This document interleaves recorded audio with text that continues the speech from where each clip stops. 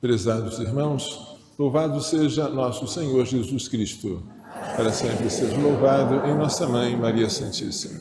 Depois que Paulo e Barnabé iniciaram a sua viagem missionária, a sua primeira viagem missionária, voltaram confirmando as comunidades que eles haviam visitado com palavras de encorajamento.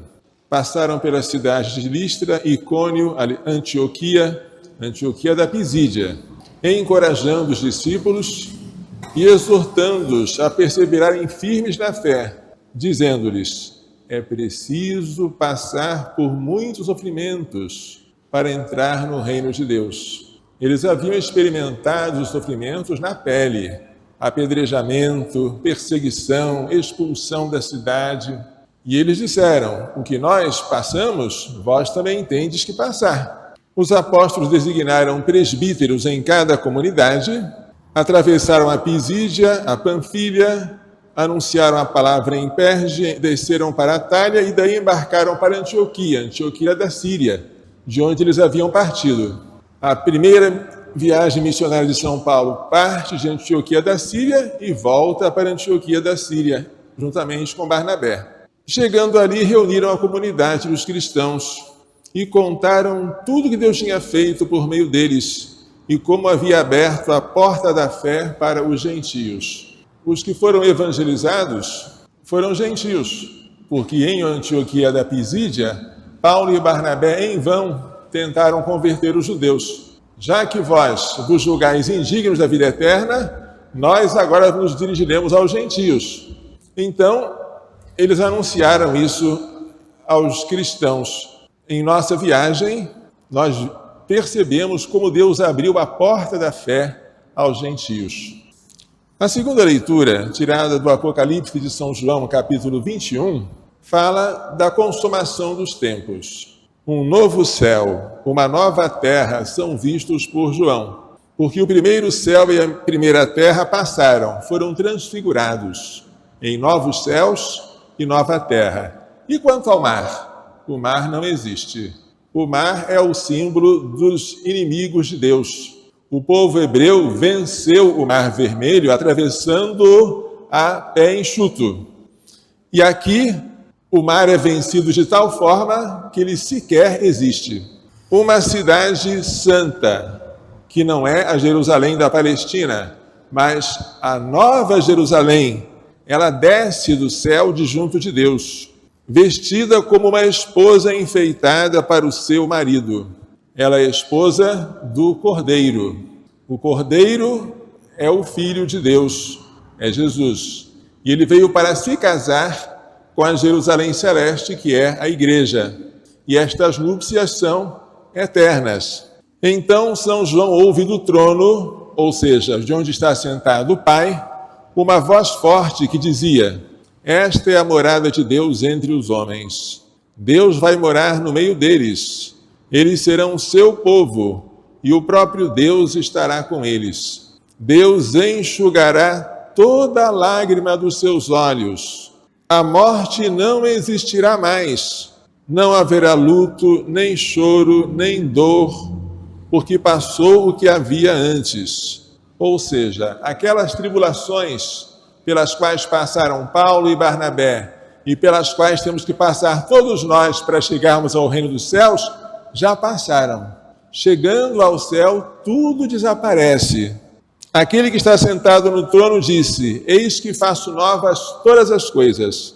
Esta é a renovação que nós esperamos. Quando nós morrermos, teremos uma vitória ainda provisória, porque a nossa alma poderá ver a Deus, se morrermos em estado de graça e sem penas a expiar, verá a Deus depois de passar pelo purgatório, se tivermos penas a expiar, mas esta visão de Deus será o prêmio da alma. O corpo continuará em decomposição na terra, mas quando vier a renovação de todas as coisas, seremos nós por inteiro, corpo e alma, ressuscitados, que glorificaremos a Deus e seremos por Ele glorificados. O Evangelho traz um trecho curto de São João, falando sobre a glória de Jesus. Judas saiu do cenáculo para trazer os soldados a fim de prender Jesus. Quando Judas saiu, Jesus disse: agora foi glorificado o Filho do Homem, e Deus foi glorificado nele. A glória de Jesus é o nome que ele dá à sua paixão. A paixão já começou com a traição de Judas. O que virá depois é mera consequência. Jesus traído será depois capturado, esbofeteado, julgado, condenado, flagelado, coroado de espinhos, carregará a cruz e vai ser crucificado. Mas já começou a sua paixão e, portanto, a sua glória. Porque é pela sua paixão e morte que Jesus dá glória ao Pai. E é por esta paixão e morte que ele é glorificado com méritos. Ele adquire méritos para expiar os nossos pecados. Filhinhos, por pouco tempo estou ainda convosco. Poucas horas separavam este diálogo da sua morte. Eu vos dou um novo mandamento. É o testamento de Jesus, as últimas palavras deles aos discípulos antes de partir. Um novo mandamento. Qual é esse novo? Amai-vos uns aos outros. O que há de novo nesse mandamento? Ele já existia no Antigo Testamento. Amarás o teu próximo como a ti mesmo. No livro do Levítico, ele já era enunciado. O que há de novo nele? Como eu vos amei. O amor fraterno, o amor mútuo, o amor de um para com o outro, da nossa comunidade, deve ser um amor semelhante àquele com que Jesus nos amou. Esse amor foi incondicional, ele tomou a iniciativa e ele foi até a morte. O próprio Judas foi amado por Jesus. Jesus lavou os pés de Judas. Jesus morreu por Judas. Não aproveitou a Judas os méritos da morte de Jesus, mas ele morreu também por Judas.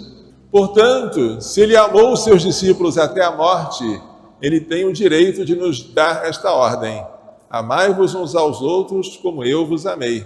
Este amor até a morte é para todos nós, com especial razão para os cônjuges.